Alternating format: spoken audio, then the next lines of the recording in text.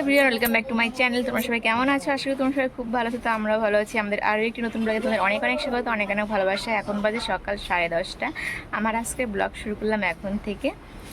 রান্না খাওয়া দাওয়া হয়ে গেছে। আজকে এবারে আমি রান্না করলাম, আর মা হচ্ছে ডাল বানিয়েছিল, আর আমি এমনি সবজি বানিয়েছি। আমাদের খাওয়া দাওয়া হয়ে গেছে। আজকে কিন্তু আকাশটা দেখো কত সুন্দর, হাওয়া বাতাস, আর রৌদ্র নেই, কিন্তু রৌদ্র উঠবে মনে হচ্ছে। আর সোনু বাবাকে ফোন করেছিলাম, খুব কাছাকাছি আছে, একটু করে পৌঁছে যাবে। আর দেখো মেহেন্দির কালারটা এতটুকু ভালোই হয়েছে। তাও বলবো, কালকে তো মনে হচ্ছিলো যে দেখাই যাবে না, তো আজকে দেখলাম যে তাও হয়েছে একটু। আর সোনু এখন খেলছে, খাওয়া দাওয়া করে একটু পরে স্নান করিয়ে ঘুম পাড়িয়ে দেবো। আর সোনু বাবা আসুক, দেখা যাক কি কিছু নিয়ে আসে কি না, তাই না? তো চলো আজকের ব্লগটা দেখতে থাকো। তো দেখো, যেহেতু এখন ওই যে 10টা বেজে পার হয়ে গেছে, এর জন্য তো মিস্ত্রিরাও চলে এসেছে। আর আজকে মিস্ত্রিদের কাজ হচ্ছে আমাদের যেখানে ঠাকুরঘরটা হবে সেখানে মাটি খোঁড়াখুড়ি করে মাপঝোঁক নিয়ে আর কি ভালো মতো খুঁড়তে হবে পুরোটা আর কি। যেহেতু কয়েকদিন থেকে বৃষ্টি নেই, অনেকটা সুযোগ ছিল, এর মধ্যে হয়েও যেত নিচের কাজটা, কিন্তু এই যে আমাদের মিস্ত্রি কাকু লোক কম পাঠিয়েছিল এই কদিনের জন্য এতটা পিছিয়ে গেল। আজকে আবার 6 জন। তো এর মধ্যে সোনুর বাবাও এসেছে, আমাদের বলছে বাড়িতে চলো। আমি বললাম এখানে রান্না বান্না করেছি, তুমি বাড়িতে স্নান পুজো করে তারপরে এখানে এসে খাওয়া দাওয়া করে ঘুমিও। তো বাড়িতে তো গেছে, এখন দেখা যাক কখন আসে। এদিকে আমি আবার দেখছিলাম কি কি নিয়ে এসেছে, মানে জলপেশ গেছে, প্রসাদ তা আনবেই তাই না। তো সত্যি এই শ্রাবণ মাসে যে জলপেশ বা যেখানেই যায় বাবাধামে, সেখানকার প্রসাদগুলো কিন্তু দারুণ হয় খেতে, আমার বেশ ভালো লাগে। আবার কয়েক একটা জায়গায় ডুপ্লিকেটগুলোও বিক্রি করে। কেন যে এরকম করে মানুষে, অনেকে ভালোটা বিক্রি করে, অনেকে না কিরম খুব মিষ্টি, সেটা খেতে একদমই ভালো লাগে না। তো সোনুর বাবা যেটা এনেছে এটা খুব ভালো। তো দেখাচ্ছিলাম কি কিনেছে। তো দুটো ছালাদা প্রসাদ নিয়ে এসেছে, আর হচ্ছে একটা আমরা ঠাকুরের প্রসাদও ছিল, আর ছিল হচ্ছে সিঁদুর, আর ছিল হচ্ছে চিড়াগুলো কিন্তু বেশ ভালো লাগে, বড় বড়। তা আমি যখন এসেছিল তখনকে বলেছিলাম সিঁদুর কেন নিয়ে আসে, বলে আনতে লাগে।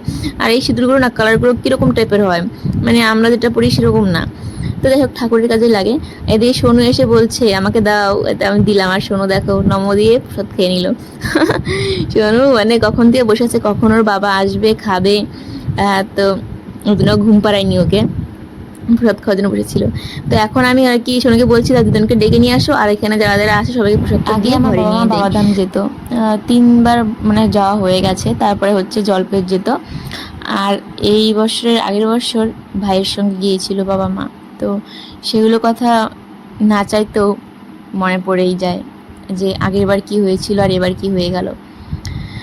সত্যি মানে যত দিন যাচ্ছে না, একটা স্মৃতি নতুন করে আরও মানে কি বলবো, সব জিনিস নাড়িয়ে দিচ্ছে যে এই তো সব ঠিক ছিল, হঠাৎ করে কি হয়ে গেল। মানে সত্যি ভালো লাগে না কিছু আমাদের, মানে সব কিছু জুড়েই কিন্তু ভাইয়ের স্মৃতি আছেই। মানে ও এভাবেই সব কিছু মিশেছিল যে এক একটা করে দিন যাবে আর ওর স্মৃতিগুলো মনে পড়বে যে এই দিনে ভাই এটা করেছিল, এই দিনে ভাই ওখানে গিয়েছিল বা আমার সঙ্গে, এইসব জিনিস। তো এখন এই যে বাবাও চলে এলো, সোনাকে বলছি যে হচ্ছে দাদুকেও প্রসাদ দাও। তারপরে আবার যারা মিস্ত্রিগুলো কাজ করছিল এরাও হচ্ছে হাতটা ধোয়াধুয়ি করছিল তখন, তো ওদেরকেও দেব।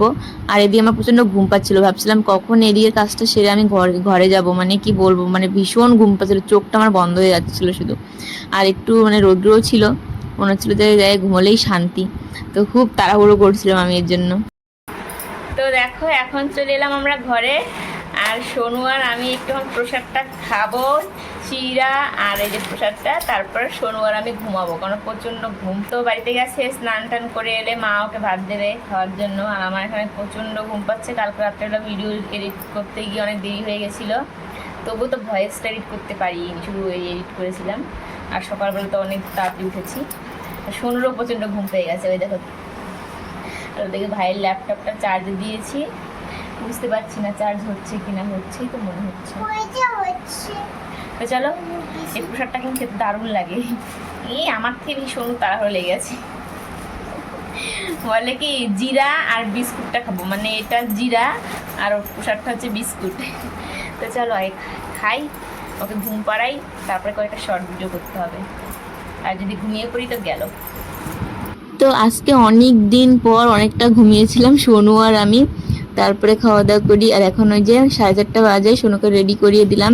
আর সোনুকে নিয়ে এখন হচ্ছে যাব, প্রাইভেটে পাঠাবো সোনুকে বাড়ির এখান থেকে এখানে। এই যে এখন যাচ্ছিলাম, আর আকাশটা না মানে বোঝা যাচ্ছে না আজকে, এই রোদ্রু, এই মেঘলা, আবার এই গুড়ি গুড়ি বৃষ্টি হচ্ছে। আর দেখো আমি সোনুকে বলছি চলো তোমাকে একটু ভিডিও করি, সোনু বলে না তুমি বন্ধ করো, সবাই দেখে নিবে। মানে কি বলবো, কি লজ্জা পাচ্ছে সোনু। দেখো আবার তাকে তাকে দেখছে। তো ওকে রেখে বাড়িতে আসার এদিকে একটা কাণ্ড ঘটে, সেটা হচ্ছে এতটা মাটি খুঁড়লো আর ধাবাস করে অনেকটা মাটি পড়ে যায় এদিকে দেখো। তো মিস্ত্রিগুলো ভেবেছিল এদিকটা পড়বে না, অন্য মানে পাশ থেকে পড়বে, কিন্তু ধাবাস করে ওদিক থেকে পড়ে।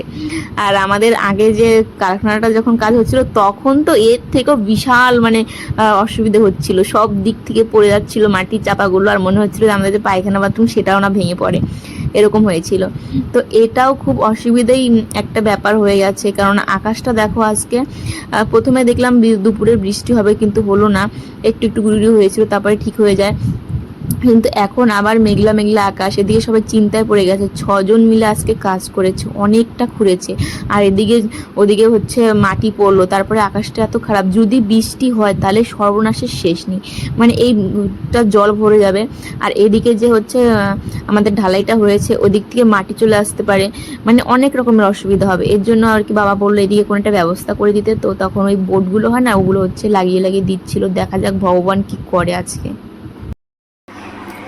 তো দেখো ভেবেছিলাম ঘুম থেকে উঠে বিকালবেলা কয়েকটা শর্ট ভিডিও করব, আর কপালটা এত খারাপ, সারাদিন লাইন ছিল না, মানে যখনই ঘুম থেকে উঠেছি তখন থেকে লাইন নেই, আর এই মাত্র লাইনটা এলো।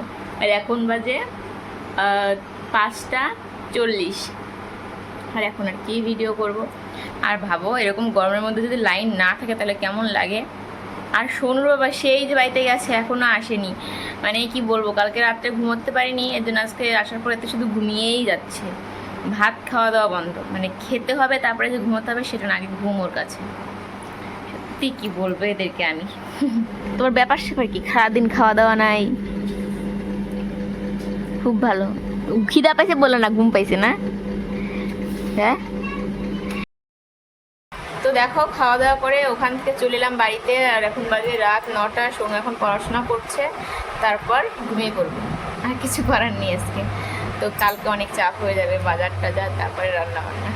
তো চলো আজকের ব্লগটা এই পর্যন্তই রাখছি। যদি তোমাদের ভালো লাগে তাহলে অবশ্যই এটা লাইক করে দিও, চ্যানেলটি সাবস্ক্রাইব করে আমাদের পাশে থেকেও। দেখা হবে নতুন ব্লগে, সবাই ভালো থেকো, সুস্থ থেকো, টাটা, গুড নাইট।